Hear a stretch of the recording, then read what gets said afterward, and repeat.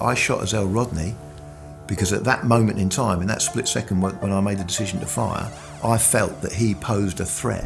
What we going in? So I made a decision to shoot, and I continued to shoot until I perceived that he was no longer a threat, and he slumped across the back seat. I shot Errol Walker, a black man, because he'd murdered a black woman and was in the process of stabbing a black girl. No police officer makes the decision to shoot someone until immediately before he actually pulls the trigger, and I'm talking fractions of a second. I think probably the most difficult thing for me was that I knew I acted correctly. One chief superintendent, he actually told me, "You're a political embarrassment to the Metropolitan Police." Do you ever take a bird's eye look on the whole thing and just say, this is some kind of an economic prison? You know, you're absolutely right, you know, and the reality is, the cops are just the guys that are at the coalface. We weren't social services, we were a police force.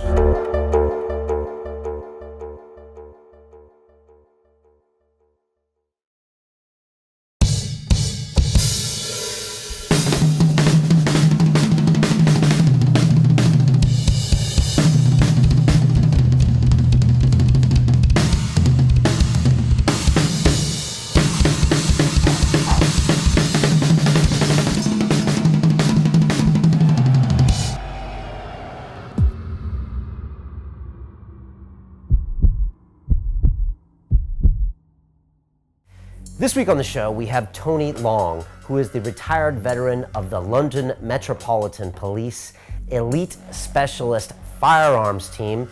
For 25 years, he was sent in to deal with terrorists, bad guys, drug dealers, and sometimes pull the trigger.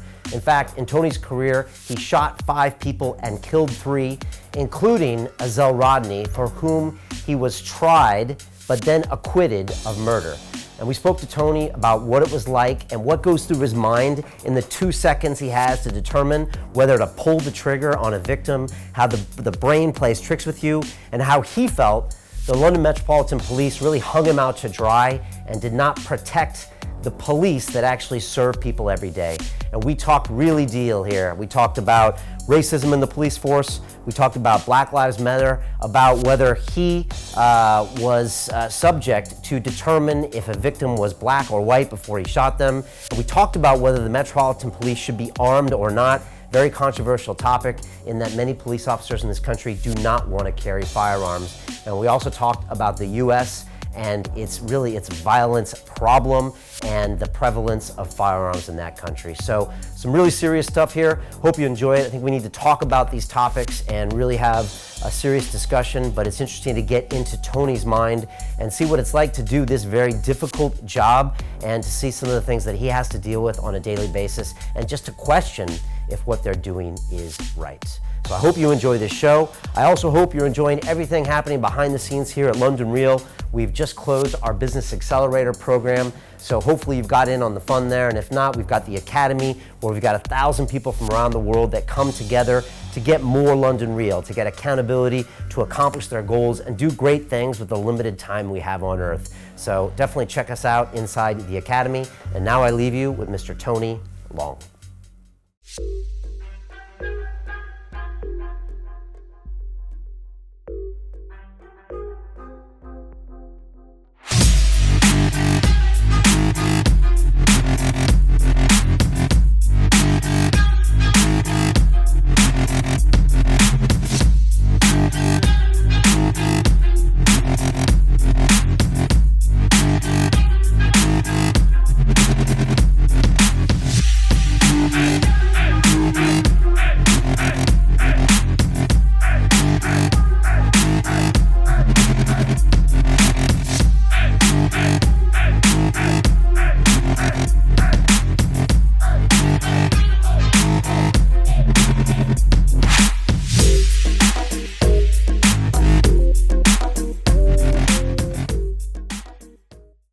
This is London Real. I am Brian Rose. My guest today is Tony Long, the retired veteran of the London Metropolitan Police Elite Specialist Firearms Team.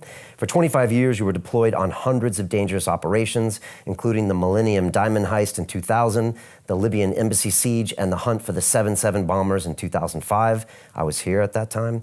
You were tasked to take down terrorists, hostage takers, and killers, and executed your work sometimes with lethal force. You've shot 5 people on the job, killing 3, including Azelle Rodney, for whom you were charged with murder and then later acquitted. You've written your story in a book called Lethal Force, My Life as the Met's Most Controversial Marksman. Tony, welcome to London Real. Thank you. Thank you for being here. You spent your time around the corner in Old Street. Yeah, literally 5-minute walk, yeah. For 17 years. Nearer 20, I think. Near 20 years. Yeah. What was it like, Shoreditch, back then? It wasn't as trendy as it is now. Yeah, I think one of my colleagues once said if God was going to stick an enema anywhere in London, it would have probably been Shoreditch. Shoreditch gets the enema. Yeah, it's pretty rough. You know, there was lots of old warehouses, lots of empty properties, bomb sites. You know, still sites that had been bombed during the war that still hadn't been rebuilt. And of course, now we've got new buildings, but there's still that. You can still see that element of what it was like. You know, in some of the side streets. You know. Okay, and you were there. Started in '83. I came to Old Street in '83. I joined the police in '75. Right. So I'd done about 8 years in the job before I ended up on the firearms unit. Okay. And it just happened to be here with the firearms unit? Yeah. The magistrates' court up the road had a police station alongside it. It had long finished being a police station, and it was just manned by the firearms unit. It was just our operational base, yeah. Okay. And you joined that unit 15 years after it had started, correct? Well, it actually started in about 1967, okay. And it was as a direct result of 3 police officers, unarmed detectives, out in patrol in a car, stopped a vehicle. There were 3 guys in the car, one of whom was a guy called Harry Roberts, and all 3 police officers were shot dead. Really brutal killing. It was only about a year or so after hanging had been abolished. 2 of the suspects were arrested quite quickly, but the guy, Harry Roberts, he disappeared, went to ground, and he'd served in the army in the jungle of Malaya and Borneo, and he was quite adept at surviving off the land, and it took quite some considerable time to find him. And so whenever members of the public would see some guy, you know, like a vagrant or whatever in a field, they'd call up the police and say, I think I've seen Harry Roberts. And cops would go out with revolvers to try and find him, as it was, they eventually caught him. But what it did is it highlighted just how ill-equipped the British police were to deal with any armed operations. I mean, I had a colleague of mine, and he was just given a gun and said, right, you need to go out and search for Harry Roberts. And he said, well, I'm not authorised on this gun, you know, I'm not trained on it. And they went, well, you're an ex-serviceman, aren't you? And he goes, I was a stoker on the battleship. You know, I've never handled one of these things. Well, you know what you're doing, just go out and do it. And that was pretty much how it was until my unit was formed in '67. It was called D11, or D6 and then D11. And our primary job was to train the 4,800 divisional guys, detectives, just ordinary patrol officers. But it was very much a part-time thing. So they didn't carry those guns 24/7. They didn't carry those guns whenever they were on duty. They would literally get called back to the police station, draw a gun because there'd been a robbery. And like, so I'm from America, if you didn't realize already. And so the concept of the police not being armed is kind of a new one for me. Yeah. And so also when I think of Britain, I'm like, you know, you were heavily involved in World War I, World War II. It's not like the population didn't know how to fire guns or manufacture guns. And yet, coming back from World War II, the police force isn't armed. Is that a tradition that's always been something British? Well, interestingly enough, I think it was right up until the 1920s, 1930s. I mean, the Metropolitan Police was formed, I think, in 1839. And originally they were issued with, you know, cutlasses and then wooden sticks. And then there was a period in history of the Metropolitan Police where quite a few police officers were shot and killed, mainly on lonely foot patrols on the outskirts of the London Metropolitan Police District. And so in those days, they were allowed to take a revolver out. They used to call them comforters, you know, but it was a personal choice. If you wanted to take it out on night duty, you could take it out. And I think the first shot fired by a Metropolitan Police officer, funnily enough, I'm told, was a police constable Long. And he was on Blackheath and he saw a house on fire.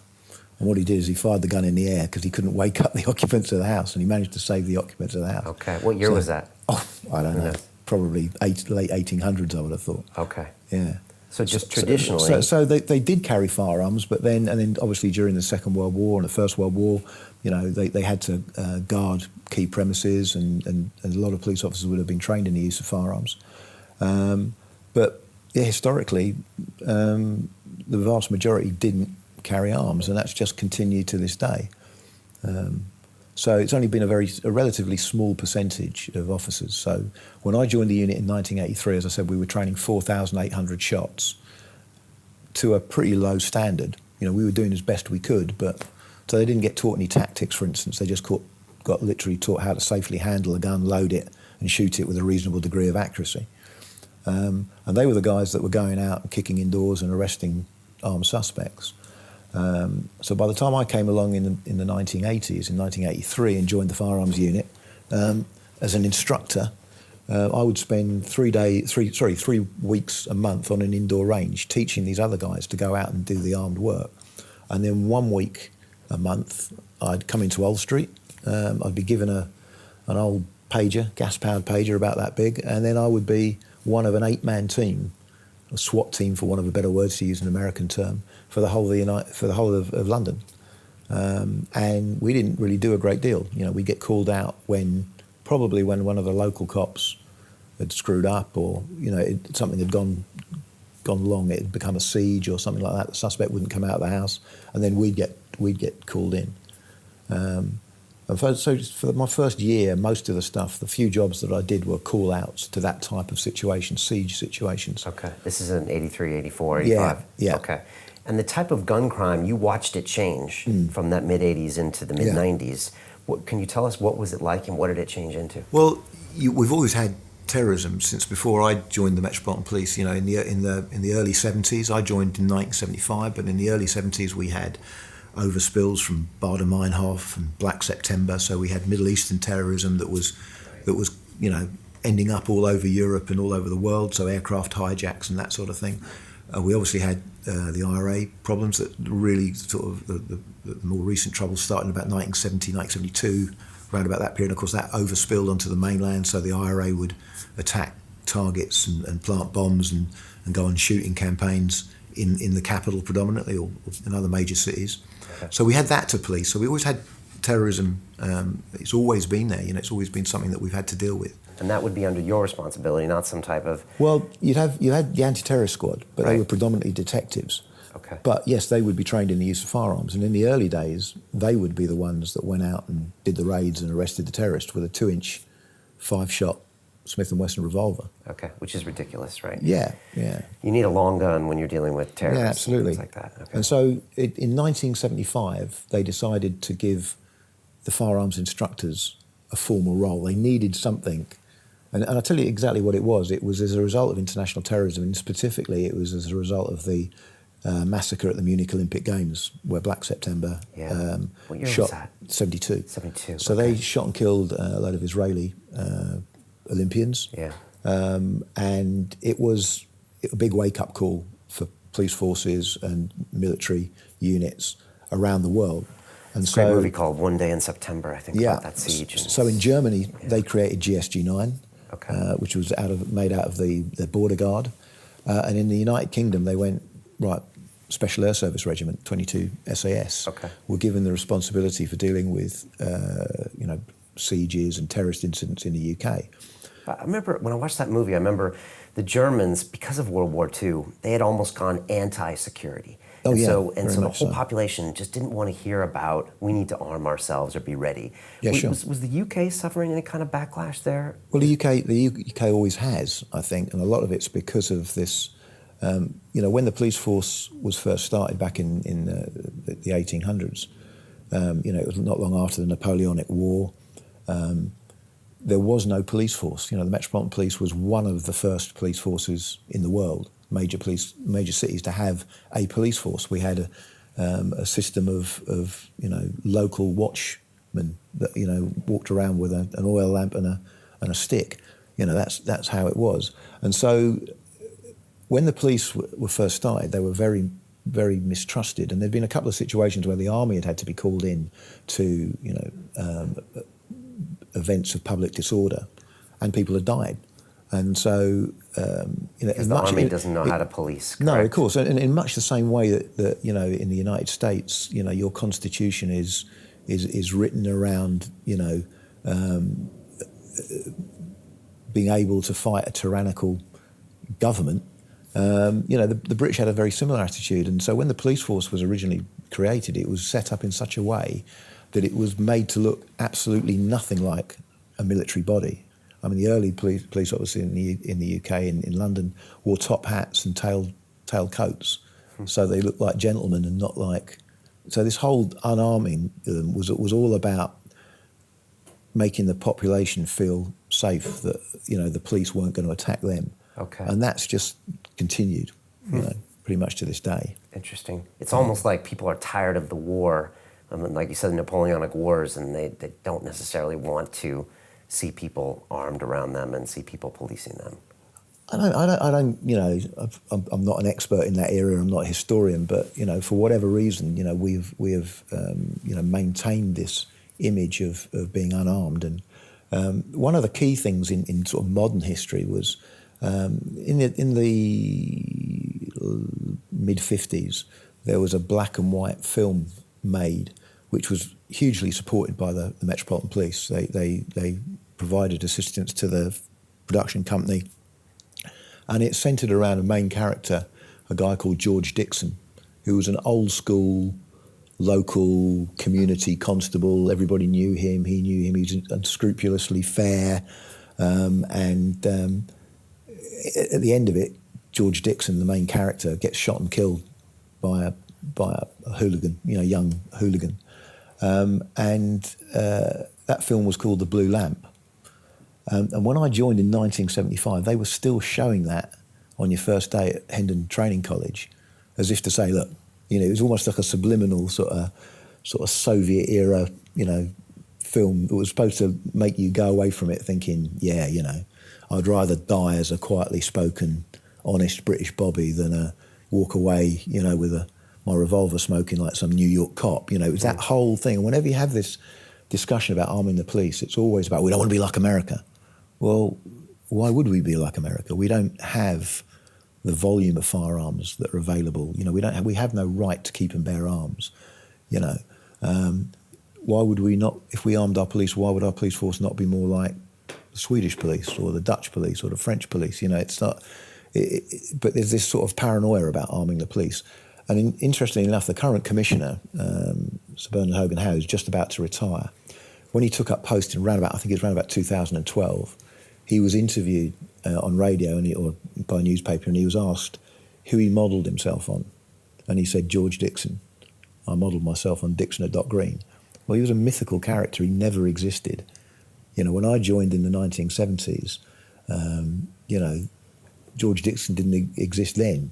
You know, there might have been individuals that were a little bit like him, but collectively, the police, the Metropolitan Police, were rough men. You know, that expression, we sleep easy in our beds at night because rough men walk the streets prepared to do violence in our name. And, you know, they were rough men and women, you know, and they took no quarter. You know, they didn't have any guns to protect themselves with, but they weren't afraid to use their fists and get waded in, you know.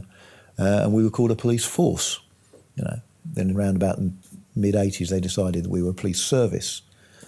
Well, I've never serviced a violent drunk into the back of a prison van. You know, I've had to force a few in. So, you know, there's always been this sort of desire to maintain this image that we're perhaps something that we're not. Okay. You know, realistically. You mentioned that word policing, and then, because that's an interesting word, like what does policing mean? And you mentioned that when the army was traditionally brought in, people would get killed. And, you know, with the terrorism events that happened in America, and, you know, in 9/11, and I was there, and you saw the army come in, and you can see very quickly the difference between a police force and an army. What does policing mean to you? Policing, in simple terms, to me, is, you know, when I joined in 1975, the first thing you got taught, and I'm not going to make an idiot of myself by trying to quote it now, but it was basically the meaning of the word police, and it basically said that a police is the word given to an organisation that exists in most civilised countries to maintain the peace, protect the public. I can't remember the exact words, but that our job, in simple terms, is to make sure that we're a law-abiding society, and to arrest offenders if they commit an offence. And I think that's one of the problems, is that policing in the UK now don't really know what it is anymore. It was very simple, that your job was to, uphold the law, without fear or favour, arrest criminals, and hopefully the courts would lock them up. Now, police officers are expected to be social workers. It's very simple to me. They're now talking about, you can't join the police service unless you've got a degree in the United Kingdom. Well, to me, a police officer is someone that can read and write, that is physically and mentally robust. They can get in a fight, they can chase a suspect, they have most importantly, common sense and compassion. And that is really the only requirement for a police, to my way, I mean, you mentioned compassion. I mean, a part of the policing job is to make relationships with the community, right? Of course, absolutely, yeah. And make them feel safe and to be a part of it. Yeah. Whereas when an army comes in, they just are there to kind of dole out the violence necessary for the people there. And it's a nuance about a police force, right? Well, actually the British military are probably better than many, or thought that they were better than many, because they had been fulfilling a policing role in Northern Ireland. Okay. But yeah, you're right. I think, it is difficult for the military, although they've done policing roles in the Baltic states. They've done, after the original fall of Saddam Hussein, they tried doing a policing role and were reasonably successful for a matter of months. Yeah. Even in Afghanistan, you see them trying to police because they go out, they sit with the leaders. Yeah, of course. They try to cultivate relationships. Of course, and get information and hearts and minds, giving medical aid to, kids and right. People. And of course, that is part of their job. But at the end of the day, they're also war fighters. And to an extent, it's also true of the police. It's always been a difficult thing to win the trust of the population, particularly in inner city areas where there's deprivation and, I think someone said there's like 300 languages spoken in London. It's difficult for the police to have the trust of communities and try and draw information from them, and, arrest sons and daughters of, do you know what I mean? It's a tough job. It will always always be a tough job. Of course it will. And there will always be people on both sides saying, you need to improve this and you need to improve this. If you look at London as, there are, especially in the outer boroughs, there's places where, 90% of the public give the police total support. And there'll be other areas, in the city deprived areas, where that'll completely flip-flap, and it'll be 90% don't trust the police. Right. It's always, like you said, it's going to for always be a problem in policing. Yeah, and I want to get your thoughts on the future of that in a little bit later. Sure. Now you are in this special unit. What is it called? Well, when I joined it was called D11. Okay. And D stood for D department, and D department was training. So that really sort of explains where we were. You started off to train the people. Our primary job was to teach people, but as I said, 8 or 9 years before I joined, we were given this operational role. So we were the SWAT team for the for the Metropolitan Police area. The de facto SWAT team. 8 guys. Right. Okay. 8 guys with handguns and shotguns. Okay. But now you're part of that force. You're actually removed from policing duties. So you're not out there making relations with the communities. You're gone in. I found that really difficult actually, because I like to think, I think any of my colleagues of that era would say that I was quite a good street duty police officer. I went to Lewisham, which was a busy semi-inner division with lots of the sort of issues that we've just been talking about. And, I was considered a thief taker, somebody that made arrests, and I had good local knowledge. I had informants that gave me information that allowed me to make, some quite reasonably quality arrests. And as a result of that, because I was deemed a reasonable police officer, I was selected for a unit called the Special Patrol Group, the SPG, which was quite controversial in its day because it was a pan-London.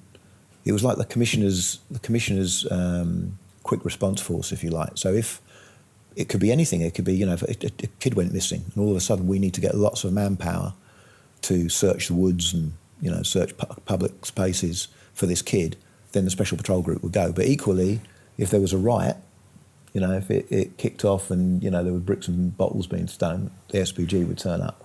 So unfortunately, or fortunately, however way you look at it, we sort of had a reputation of being the heavy mob. The Special Patrol Group were extremely unpopular. 1970s and 80s, there was a lot of unrest. We had big C&D demonstrations. C&D stands for? It was for civil nuclear disarmament. Okay. Of course, we were right in the tail end of the Cold War at that stage. So we had Reagan and Maggie Thatcher up against Russia and cruise missiles, American cruise missiles on British soil. There was a lot of stuff going on that that particularly the left, weren't happy with. There's a lot of trade union issues, and the Special Patrol Group would always be there, policing, the worst and the most violent of those demonstrations. Including Brixton riots. So yeah. What do you remember from that? It was 81, right? Well, I'd literally joined the Special Patrol Group a week or so before that. I'd not even done my initial training with them, so I wasn't trained to work behind the riot shields. We had no proper riot gear then. We just had a Bobby's helmet with extra straps on it. There was no body armour, there was no fire retardant clothing, And police officers got wounded and really badly so. I mean, I've got some photographs of a good friend of mine that I worked with on day one of the riots. I wasn't actually there day one. I'd taken the day off, and we had married quarters at the time. So I was living in a block of flats that was entirely inhabited by police officers, and one of the families decided to have a party. So I'd taken the day off to go to this party, and lots of officers that were in the flats who we were expecting to be attending just weren't there, and we couldn't what was going on. And a couple came back saying, "Wow, it's kicked off in Brixton. It's been this horrendous riots." And we turned on the TV and we couldn't believe what we were watching. It was just, we'd had serious public disorder before, but this was, I think, probably the first time petrol bombs had been thrown. Okay. And I went into work the following day to find that my unit, which was based, it was a Special Patrol Group unit that was based closest to Brixton, literally, a mile or so away from the seat of the riots, had been particularly badly hit. And the officers that were there that had been there the day before, clearly, a lot of them quite traumatised by what they'd been through. There were officers missing. Like I said, one of my friends, to this day, when he gets a suntan, you can still see the where the straps melted into his flesh. But so that we went out that day, to patrol Brixton, and there was still seats of trouble. There was more petrol bombs that night and bricks, and it went on for a few days. And the people in Brixton had thought that the officers had not given medical attention to a local boy, right? Is that kind of what happened? And as I understand it, and to this day, I think there's some dispute about what happened. But basically, a young black guy was stabbed by another black guy and was running, and all the police officers didn't realise, there was some confusion about who was the knife man or whatever, so they grabbed the guy that was wounded, immediately realised that he was seriously injured, started administering first aid, called for an ambulance, but it was taking the ambulance a while to get there. So a police vehicle pulled up and they said, "We can't wait for an ambulance, just put him in the police car and get him to a hospital." So this bloodied, black kid was seen being put into the back of a car and driving off, and it just spread like wildfire, the rumour that the police had killed this kid. Okay. And did the police have a bad reputation anyways in Brixton? Well, it's probably fair to say there was some heavy-handed policing going on, and like I tried to say earlier, that's kind of the way that it was. We weren't social services, we were a police force, and we saw it quite simplistically. I think that our job was to uphold the law, and I think certainly there was one particular street in Brixton called Railton Road that was known by the locals as the front line. And there was a lot of criminality that was going on there, quite overt criminality, and they saw it as their territory. And so there was open drug dealing, there was illegal gamers, there was illegal alcohol being sold in illegal clubs. And the police, in quite simplistic terms, saw it as our job not to allow that. And so you were aggressive, projected force. Yeah, well, there was, you know, there's two sides to every story, and I think, you know, that it was predominantly. I think we were confused because, you know, the Metropolitan Police had been around since the 1800s, and we were just starting to see this wave of problems from the second generation of young West Indian kids that had been brought up in this country and just felt totally isolated. You know, the first generation that came over to work, and you know, undoubtedly there was racism in society, and you know, certainly the second generations, you know, thought, you know, with some degree of you know, probably quite rightly, that, you know, that they were getting picked on or whatever, but equally, and they were pissed off. But equally, they wanted to sort of continue with a culture that was acceptable. In Jamaica, for instance, where, you know, smoking cannabis was seen as something that everybody did, but of course over here it was illegal, and to us it was like, well, if it's illegal, we should stamp on it. Right, and on top of that, I think unemployment was probably 50%. Yeah, it was huge. Yeah. Young black males probably in Brixton at that time. You know, we'd not long come out of the 70s, and we were in the early 80s, and you know. They've been bad times, you know. So bad economy. Bad economy. I mean, I remember our married quarters when I was a young cop. Basically, we had one of many power cuts, and we bought a load of candles. But what we didn't realise is we bought outdoor candles, and when the lights all came back on again, the whole house was black with soot. We were covered in soot. My baby was covered in soot. Yeah, I mean, it was, you know, there was, you know, pay was poor. Right, and on top of that, Thatcher apologised to nobody for any of that stuff. And she absolutely said not. Criminals should go to jail. Do you think she was harsh? You probably agree with her. Yeah, I think so. I think we actually saw her as a breath of fresh air because we'd had, you know, Labour governments that seemed, you know, in our opinion, you know, they were held up by the trade unions. The trade unions, you know, we saw it as, you know, as the people that were bringing the country to. There weren't many Labour supporting police officers. Right. You know, okay. most of us were conservative Just voters. like there's not many Democratic four-star generals in America. They want to do their jobs, Yeah, right? absolutely, they want to pull the trigger and get in there. Okay. Yeah. Let me ask you, have you ever seen that movie Colors? It's got Robert Duvall and Sean Penn. Yeah, okay? yeah. And it's about the two cops. Yeah. I think they're LAPD. The old guy, the gang. Yeah, they're kind of going up the gangs probably in the late 80s, Yeah. maybe early 90s. And Sean Penn's the young cop, right? And he's full of beans. And like, he goes to be a police officer probably because he wants to go out there and kick some ass, right? And I'm guessing that's how most people want to go into the police or the military, right? Well, you know, it's interesting because that's kind of how I was, rightly or wrongly. You know, I'd been brought up on a diet of TV cop shows and films. Sweeney. And, well, yeah, the Sweeney came out actually after I'd applied for the police. But, yeah, certainly the Sweeney had a big influence. I thought, I want to be a detective because all the coolest cops, I certainly didn't want to walk around with a Victorian helmet on my head. You know, I wanted a bubble perm, you know, a moustache, flared jeans, and a 2-inch revolver, and I wanted to be chasing bad guys over rooftops and getting in car chases. Right. And for Americans don't know, the Sweeney, he was kind of this irreverent, kind of badass police detective. The Sweeney still exists. The Sweeney Todd is Cockney rhyming slang. Sweeney Todd, flying squad, and it's what the criminals used to call the flying squad. The flying squad, in much the same way as the special patrol group was feared by, you know, street hooligans and yobs, the flying squad was feared by armed criminals because their job was to stop bank robberies, robberies on security vans, and they, you know, that was their war. Their war was stopping armed crime, and you know, they had a good reputation, you know, or a bad reputation depending on how you looked at it. So, you know, that's the reason I joined. You know, I thought, yeah, great, you know, car chases, you know, arresting bad guys, that's what I wanted to do. It wasn't until I probably had about 15 years in the job and, you know, I've now got wiser shoulders, and I went back to doing regular police duty in the mid-90s for 14 months, that I realised that that isn't why people join the police. It's why some people join the police, but a lot of people join the police simply because, you know, they think they're going to be made redundant in their job, or that, you know, their job has just become boring, you know, or They just want to change. They want to challenge in life, and the vast majority, are just quite content having got into the police to do what they have to.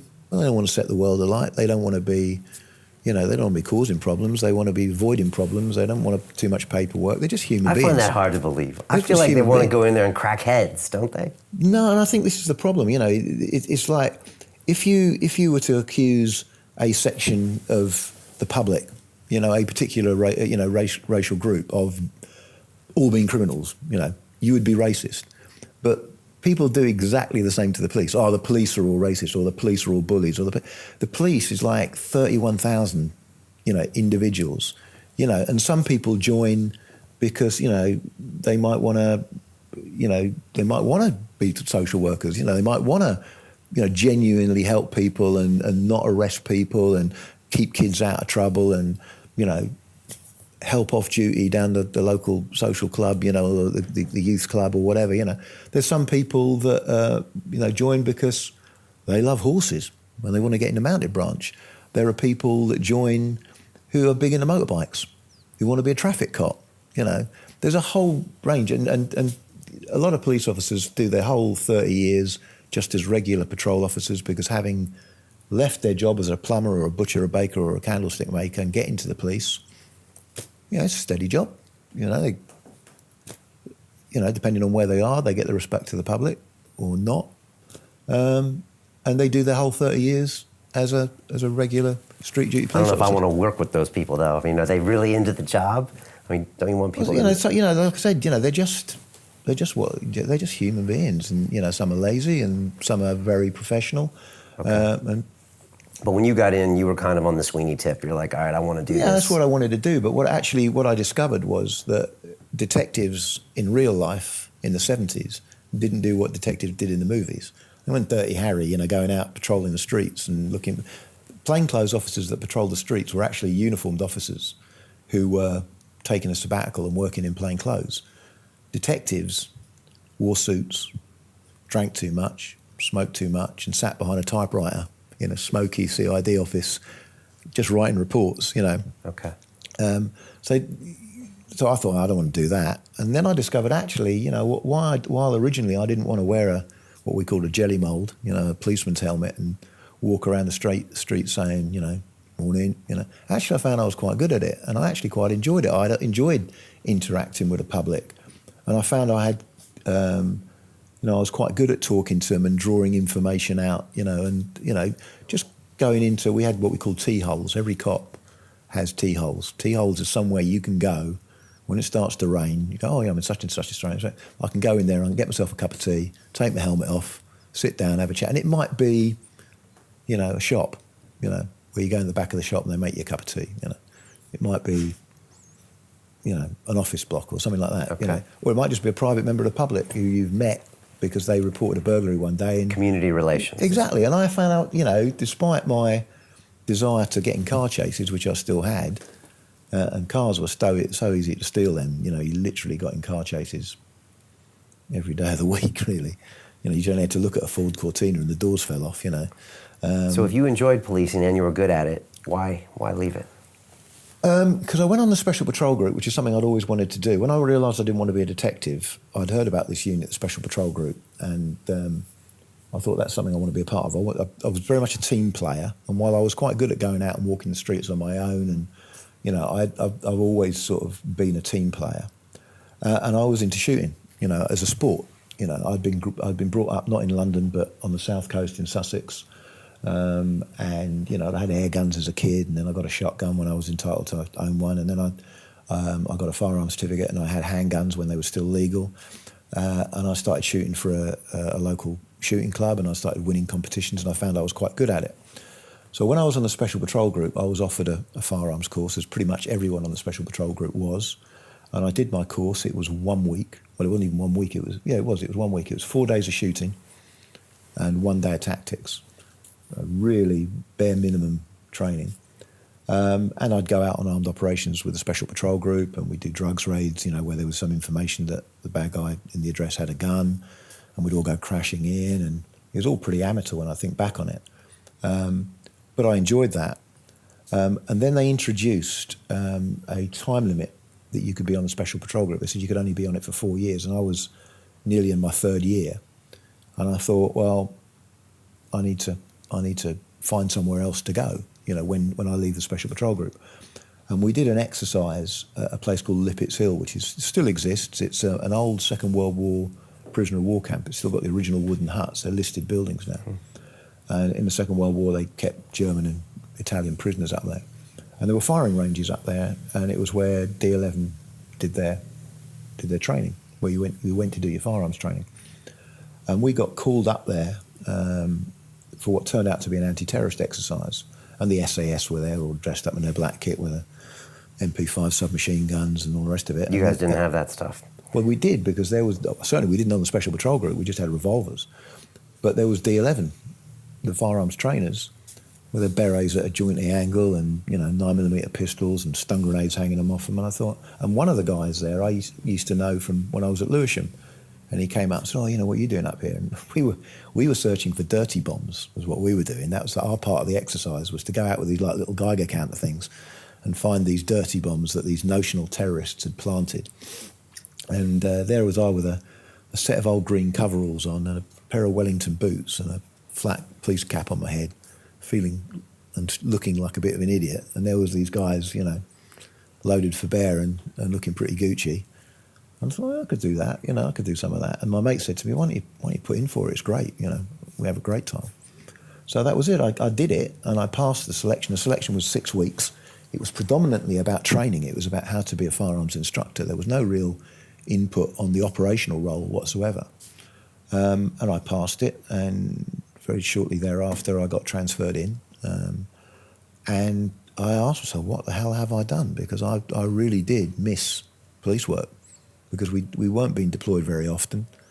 Most of my time, like I said, 3 weeks in 4, was spent teaching other guys to shoot, and they were the ones that were going out and kicking indoors and doing all that sort of stuff.